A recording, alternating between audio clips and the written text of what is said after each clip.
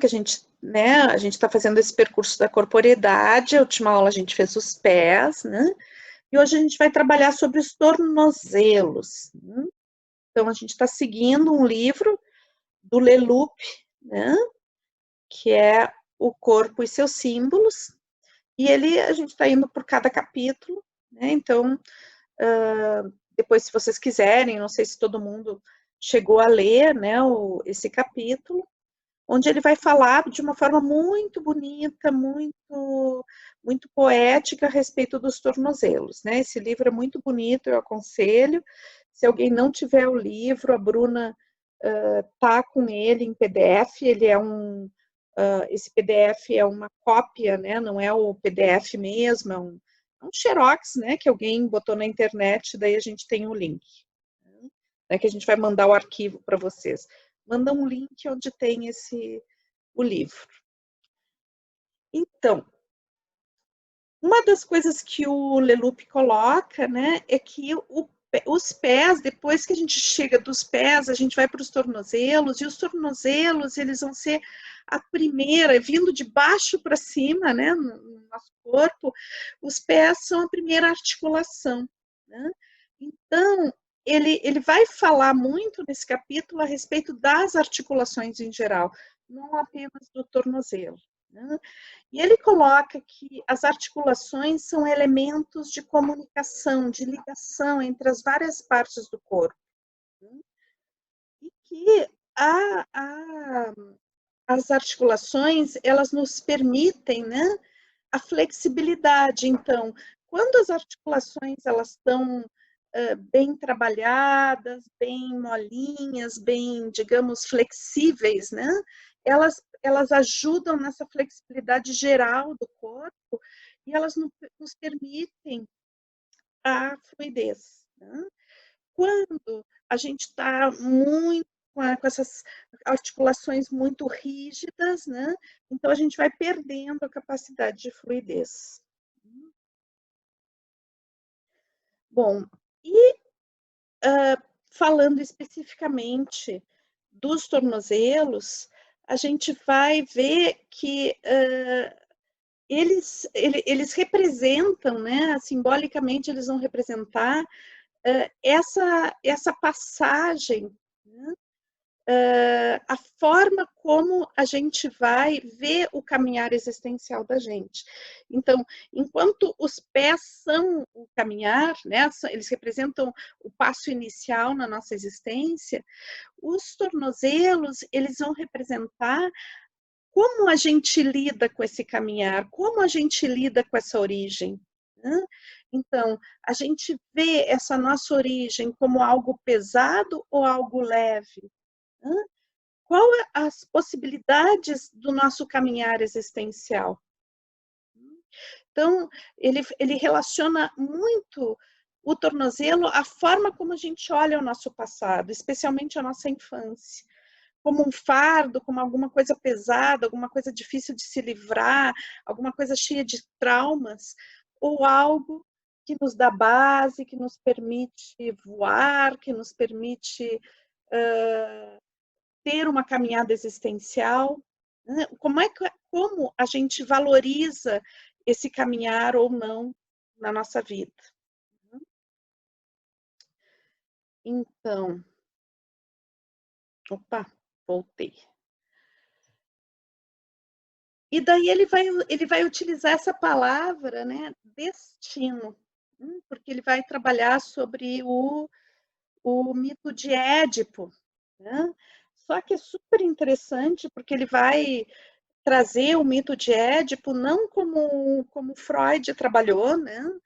Ele coloca, de certa forma, ele não usa essa palavra, mas ele, de certa forma, eu entendi dessa forma, que ele traz o mito de Édipo visto na psicanálise freudiana como um pouco reducionista, né?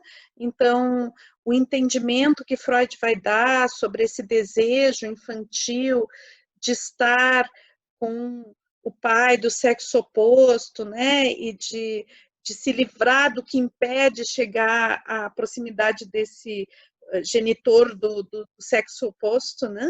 no caso, o menino com a mãe, essa paixão pela mãe, a menina paixão pelo pai, e esse desejo de se livrar do empecilho, daquele que me impede dessa aproximação, desse amor, né? Que seria o genitor do mesmo sexo, ele coloca isso como uma certa fixação, numa coisa infantil, né? Numa memória infantil, num sentimento infantil, que impede a gente ter uma elaboração mais adulta, mais como uma caminhada, né? Uma caminhada existencial. E daí ele traz uma visão mais junguiana sobre o mito, e é muito bonito. O livro, esse capítulo, ele vai falar dessa visão mais junguiana, dessa caminhada em busca de si mesmo, né? Que o mito vai trazer. Né? Então, a grande pergunta, né? A gente pode entender o destino, né? Porque o mito vai lhe falar do destino, que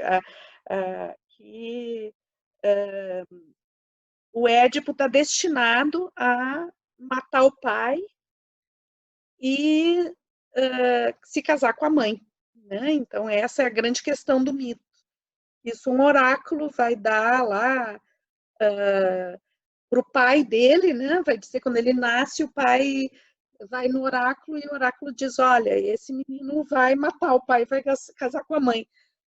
Daí ele tenta se livrar do filho e é justamente tentando se livrar do filho que ele cumpre esse destino. Né? Então, acho que a grande pergunta do mito é o que eu faço com as minhas heranças. Né? E daí o Leloup vai trazer essas heranças como essa questão do destino, ele vai relacionar com a questão da herança. Né? Então, que seria desde a nossa herança genética, as primeiras vivências que a gente tem na infância. E daí ele vai pegar esse mito, né? E ele vai fazer um percurso em oito passos que tem a ver com o mito. Né? Eu não vou contar o mito exatamente, porque daí vocês dão uma olhada lá, quem não olhou, né? Mas eu vou falar dos passos que o mito dá e vou fazer alguma referência a isso, né? Então, que seriam etapas da integração do ser, né? Ou dentro do livro, ele vai falar dentro de um percurso de individuação, e essa terminologia é junguiana, não é uma terminologia de biodança. Dentro da terminologia de biodança, a gente poderia trazer essas palavras, né? A integração do ser, que o caminho que a gente trilha em biodança é um caminho de integração da nossa identidade. Então, ele coloca assim, que o primeiro passo é a aceitação de quem eu sou e de minha história, a aceitação do destino. Né? Então, se trata justamente da aceitação das minhas origens. Então, o nosso primeiro passo na nossa estrada, né? Nessa estrada onde eu vou buscar articular o meu destino, né? É justamente aceitar minhas origens, não brigar com essas origens. Bom, muitas vezes a gente tem uma história que não é uma história muito feliz, né? Às vezes a gente tem algumas pessoas têm uma história que é triste, é traumática, uma história de origem em conflito, uma história de origem em não desejo, né? Muitos de nós fomos desejados, outros não fomos desejados. Como eu lido com isso, né? E essas coisas que são imutáveis, que vão desde algumas características físicas minhas, que são minha origem, minha herança genética. Eu vou ficar toda a minha vida brigando com quem eu sou, com como eu sou, ou eu vou aceitar essa história. Né? Então, o primeiro passo que ele coloca é justamente a possibilidade de aceitação. Né? Eu vou abrir um pouquinho aqui, porque eu acho que... Eu vou pedir para vocês verificarem que tem alguém com o microfone aberto. Tá? Para não... Peraí, como é que se fez isso? É tu que está com o microfone aberto. Tá, mas como é que eu fecho ele? Me ajuda aqui, porque... Deixa eu ver aqui. Tu vai Onde passar é que eu fecho? aí. Tu vai passar aí no teu dedinho, eu não estou conseguindo achar aqui, eu não estou habilitada para fechar ele. Amigo, pedir auxílio aqui pro Duda. Duda! Tá, já fechei, Rosa, já fechei. Ok. Já fechei, Rosa. Tá? Já está fechado, Rosa. Ok. Então, segundo passo, né? Que ele vai colocar, integração da sombra. Então, o que ele coloca, quando, por exemplo, o Édipo, né? Deixa eu voltar um pouquinho no mito, só uma coisa que eu acho que é importante resgatar do mito, né?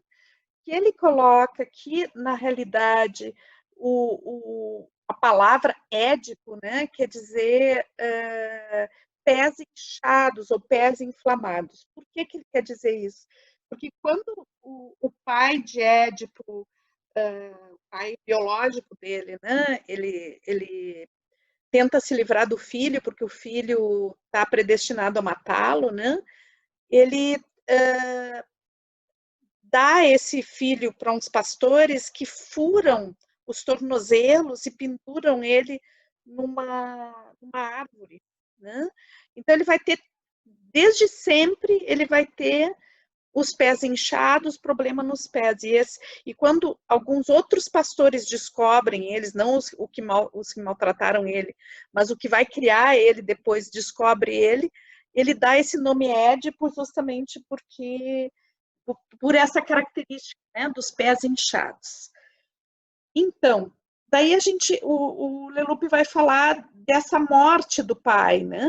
Então, que o Édipo ele vai voltar lá para o oráculo, né? Porque ele quer saber quem ele é, e o oráculo diz para ele: olha, tu vai matar teu pai e vai casar com a tua mãe. E daí ele acha que na realidade o oráculo está falando a respeito do pai do pai que criou ele. Então ele decide não voltar lá para a cidade dele, né? E daí nesse caminho rumo a Tebas, né? Fugindo da possibilidade de matar o pai, é que ele encontra o pai biológico sem querer. Né? O pai biológico dele passa com uma carroça por cima do pé dele. Olha que interessante, aí volta a simbologia do pé. Ele fica furioso e mata o pai, sem saber que é o pai, né? Que era o rei de Tebas. Então, o Leloup coloca que esse pai, né? No caso, o Édipo é um homem, né? Então, esse pai que é do mesmo sexo, pai, né? Homem com pai, ele representa um lado do Édipo que o Édipo não consegue reconhecer, né? Então, esse passo ele está falando da nossa sombra, daquilo em nós que pertence a nós, mas que a gente não consegue reconhecer, não consegue integrar, não consegue assumir como nosso. Então, a gente tende a projetar no outro, projetar no mundo. E o que acontece? O convite é justamente que a gente possa integrar a sombra, né? Que a gente possa, aos poucos, reconhecer essas características que a gente nega, que a gente tende a projetar fora da gente, a gente possa acolher essas características que às vezes a gente não gosta, ou às vezes que até são coisas que a gente admira nos outros, mas a gente não reconhece na gente mesmo. Nem sempre a sombra são coisas negativas, são simplesmente coisas que a gente não consegue integrar na gente. Então, depois tem, quando o Édipo chega em Tebas, ele vai encontrar uma situação, né, onde existia uma esfinge que estava matando um monte de gente, e a esfinge fazia assim, ela perguntava, né, para quem ia desafiar ela fazia algumas perguntas, se a pessoa não respondia direito, ela matava aquela pessoa, né? E daí E a rainha de Tebas, a Jocasta, né? Ela vai dizer que é, na realidade, mãe do Édipo, porque ele não sabe, né? Ela também não sabe que ele é o filho dela. Então, ela anuncia que a pessoa que conseguir se livrar da esfinge, ela vai se casar com essa pessoa. E daí o Édipo vai lá e a esfinge pergunta para ele, né? O que ser é que de manhã caminha sobre 4 patas, à tarde caminha sobre 2 patas e à noite caminha sobre 3 patas, né? E daí o Édipo responde, é o homem, né? Que engatinha de manhã, né? Engatinha na sua primeira parte da vida, que está sobre 2 pernas na sua maturidade e depois, na sua velhice, caminha com o apoio de uma bengala, né? Então, na realidade, ele está falando, né? A esfinge está falando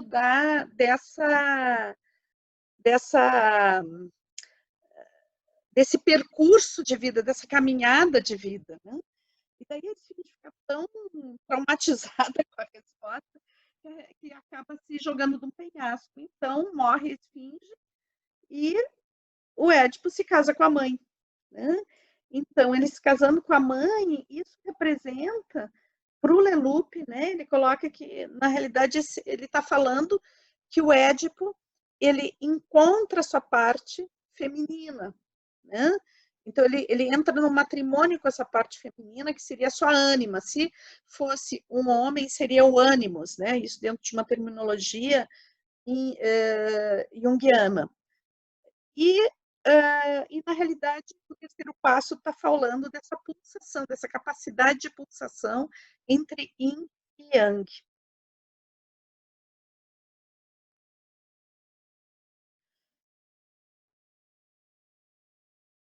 Então, o que acontece aí, né? Existe a questão do amor. O amor enquanto uma aceitação, né? Então, que é o quarto passo. Eu me lembro sempre de uma coisa muito interessante da biodança, né?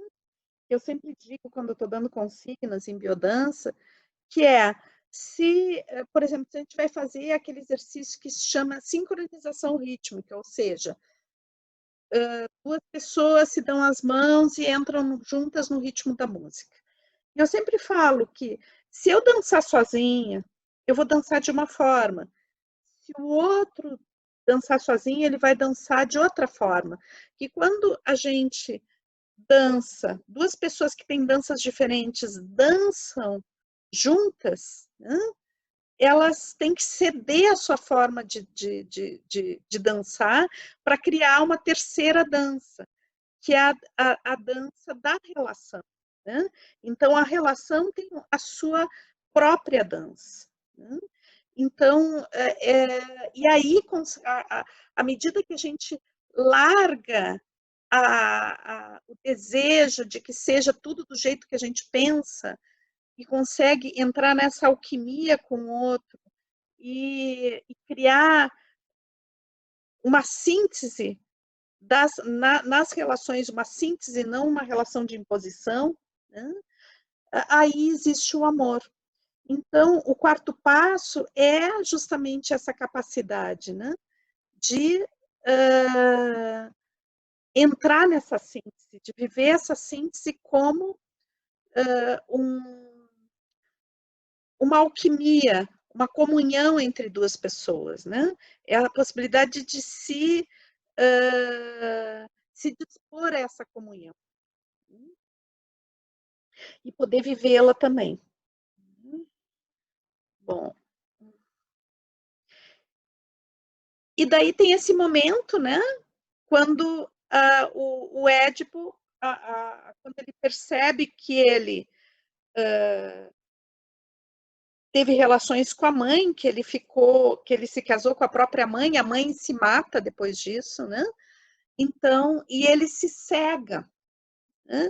Então, esse passo, ele é um passo muito importante, porque ele é um passo onde que representa isso.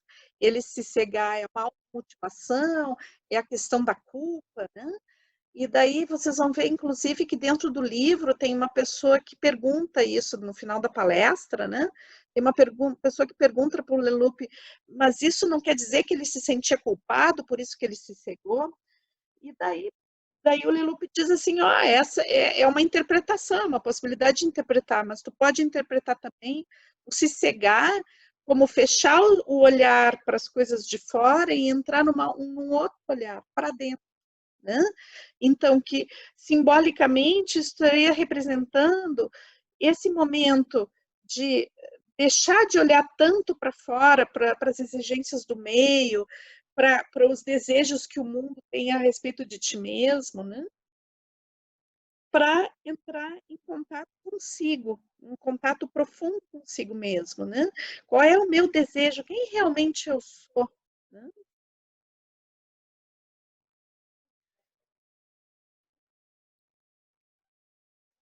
E daí, quando a gente entra em contato com a gente, né, surge o sexto passo, né, que é se deixar guiar pela intuição. Então, a intuição como um elemento que muitas vezes ele não é racional, ele não é explicável, né? E a gente se guia, né, por a gente não acredita, não dá validade à intuição. Muitas vezes a nossa intuição está dizendo algo e a gente não dá bola, acha que é bobagem, né? Então, o sexto passo, à medida que eu consigo olhar para dentro de mim, é começar a validar o que eu estou vendo lá dentro, né? A validar a minha percepção, mesmo que ela não esteja baseada numa resposta racional, mesmo que a resposta racional ela não nos dê, digamos, não concorde com o que a gente está intuindo, poder validar a intuição. Tá? Eu gosto muito dessa fotografia aqui, né? Porque esse menino que está praticamente dormindo, se deixando levar por uma barca, né? Num mundo absolutamente onírico. Eu acho que essa foto tem muito a ver com isso que eu estou falando. E daí, então, né, o Édipo ele fica cego e ele se deixa levar pela filha, né? Ele entra numa viagem com a filha rumo a um templo, né? Um templo que ele digamos, ele tem a passagem, é um portal para o inferno.